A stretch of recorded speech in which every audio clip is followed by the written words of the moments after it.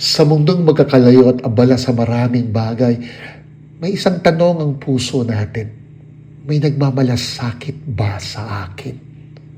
Sa gospel ngayon, Matthew chapter 2, hindi natin nakikita na matiwasay at maayos ang sitwasyon ng Holy Family, sina Jose, Maria at Jesus. Sa halip, tumakas sila. Walang bahay, walang kasiguruhan. Pero kahit ganun ang kanilang sitwasyon, may isang bagay na hindi nawala.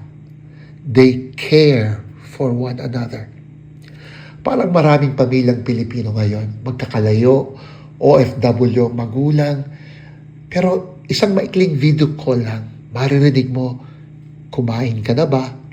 Ingat ka palagi. At bigla mong mararamdaman, family is where you feel someone cares. Kahit malayo, kahit mahirap.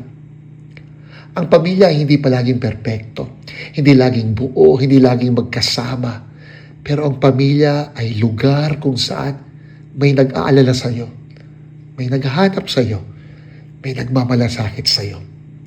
Kaya ngayong Feast of the Holy Family, hindi ang tanong ay perpekto ba ang pamilya ko, kundi may pinaparamdam ba akong malasakit sa pamilya ko.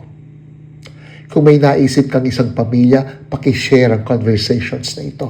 Let us support ALS ng Arnold Janssen Catholic Mission Foundation. Tandaan, tibayan mo ang iyong loob, pinagdarasal kita.